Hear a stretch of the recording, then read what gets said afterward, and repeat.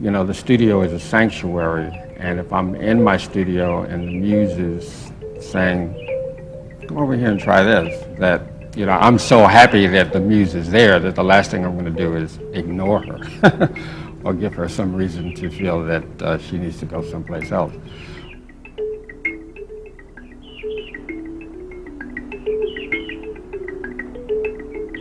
My earliest recollections of really the magic of art was sitting at the dining room table at the age of maybe 6 or 7, drawing horses.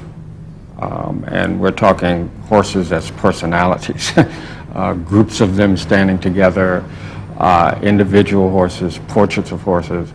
What makes this so interesting is that that kitchen table is on the 6th floor of an apartment building in the Bronx. And right outside the window is an elevated train. So it's the last environment that you would expect to see horses just kind of roaming about.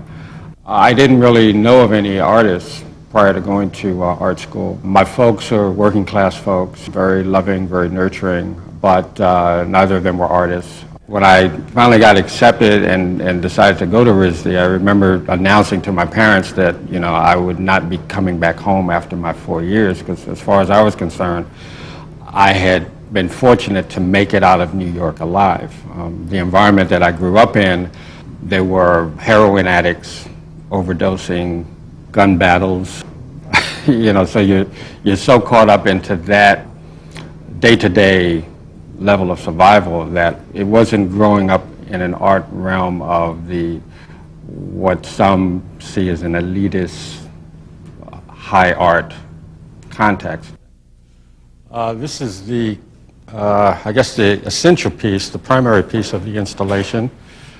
I call it, for lack of a better, more precise title, Having Faith. Which is in keeping with the theme of the show, but also from a very practical point of view. These uprights are wood under tension. In other words, they want to cozy close together and gather up. And it's essentially the weight of the figure that's causing them to remain flared out. Again, there is this issue of faith, is that if I do this hard enough, this whole thing will collapse. But there's a point where it will withstand that movement, and that sense of the elegant flow of it becomes a part of its expression. You look at things like this, and I see figures. I see 2 figures there. So this seems to be a ready-made object of faith. Horse's hair from Asia, from my travels there. These are African trading beads, bone and coral, seashells, bells. So a lot of these are elements that have particular meaning and magic for me. It's from this piece that the installation will eventually grow into the gallery. And, you know, I'm coming along during the 60s. You know, there's the civil rights movement. There's the Afrocentric identity, you know, back to Africa. And, you know, at RISD, we were politically very active. But in that context, we were forced to deal with a philosophical distinction of, on one hand, art for art's sake, where you kind of ignore the political climate. And on the other hand, radical art, where the artist becomes a political voice. And my thing was, muse, you know, how do you feel comfortable about this? And what ended up was a feeling that my African American identity, and I do have Native American ancestry as well, that this work should speak on a more essential level of what that identity is, rather than a political, and rather than ignoring it altogether.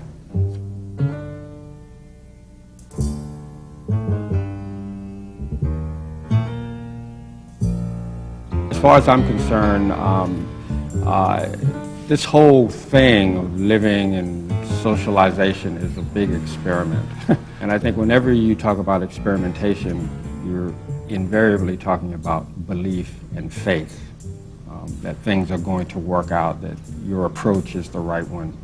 And I happen to personally think that to the extent that you make that a a focused conceptual approach, that you're willing to take those risks, you're willing to put what you have by way of energy and focus into that belief system, speaks of a certain level of courage and strength that I think we tend to downplay in this society. We think of courage and strength as being more about physical, militaristic, rather than those personal psychological questions of I'm going to try something, I'm going to believe that I can make it happen.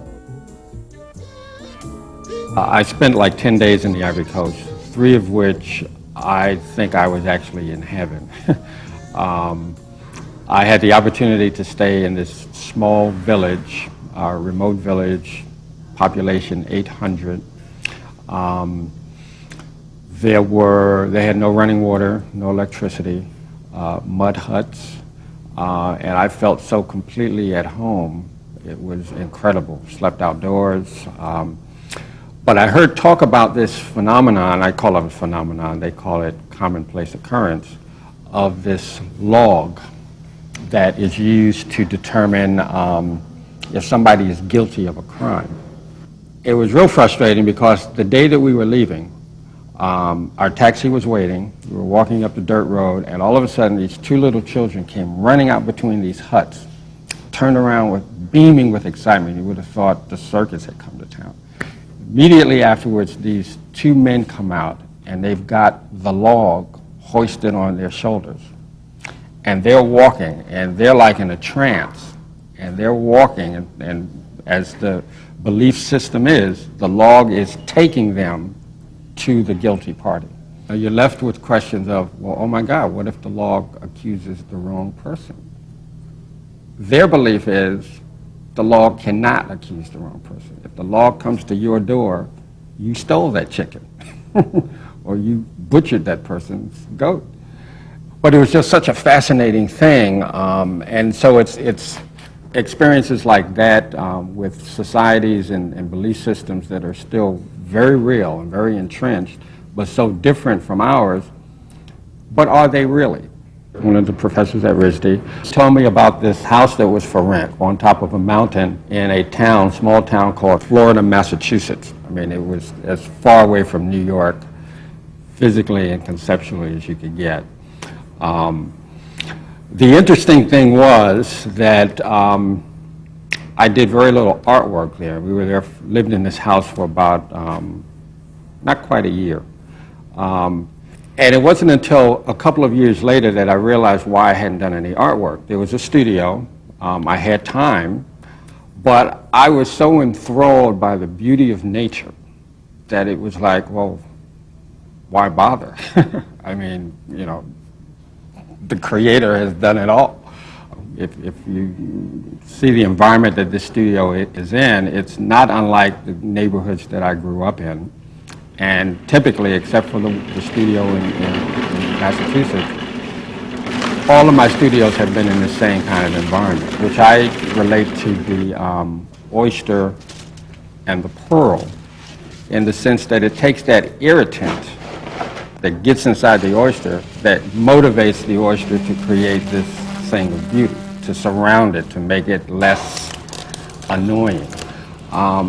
And I think that's what's been going on with me, that I kind of need these environments in order to say this is what needs to be dealt with. This is why art needs to be made.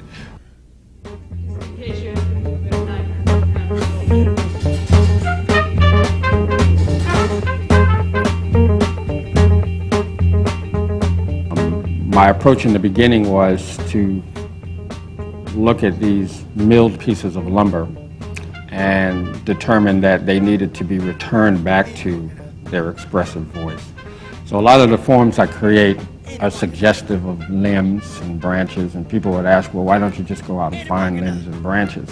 But for me, it's the process of one returning that material back to that sense of its organic voice. This is the Generations Room in Imagery Garden. It's a 30-acre sculpture garden in Solomon, Maryland. The theme is generations, and the work that was envisioned has to do with how people travel from a walkway back to the room. What I envisioned doing was a series of switchbacks that would take people who were visiting the park back to that room, and along each of those switchbacks they would encounter a figure carved in stone with a mosaic design on the front-facing surface. Each of those figures appear to be growing in height from about 3.5 feet to 5 feet. And as one approaches the final room, they encounter 4 7-foot-tall figures. On the surface of each of those is a colored mosaic design representing each of the 4 figures they've encountered on the way back to that room. What we also did, in keeping with the theme of generations, is to invite families to come and bring 3 generations. We took handprints from these 3 generations, made concrete casts, and those are displayed on curbs which encircle each of those 5 stations. The works that are in this show at the Halsey Gallery are completely new, absolutely a different direction from what I have been doing most recently in terms of the personal work. There's less manipulation of material. Things are poured into a jar. There's a spontaneous immediacy about that. My God, it works. These are, I would say, 90% using found objects. And I've been going through antique shops and places like that looking for elements that represent iconographic images of faith. And in so doing, I have been struck by the fact that there's a lot of stuff already in existence. You know, there's a lot of stuff. Because for every piece that you see in these antique shops, and we're talking gazillions, there's stuff that is in use in people's homes. This is what they've gotten rid of so they can bring more stuff in. It's okay if I take a break from making more stuff and just kind of use stuff that's already out there. And some of that stuff is very interesting. And so it's interesting in its own right, and it's rather interesting to put these things together and see what kind of expressive voice comes out of it. Marbles and eucalyptus leaves. Plastic crucifixes and photographs of Pakistani children. So it's a one might think a very eclectic, weird mix, but that's where the expressive voice is coming from. This one I found particularly interesting. The photograph was taken in Pakistan. A woman standing in front of a door, and the similarity, the correlation between that figure and this figure of Mary, which is too close to resist. So it's a very different approach.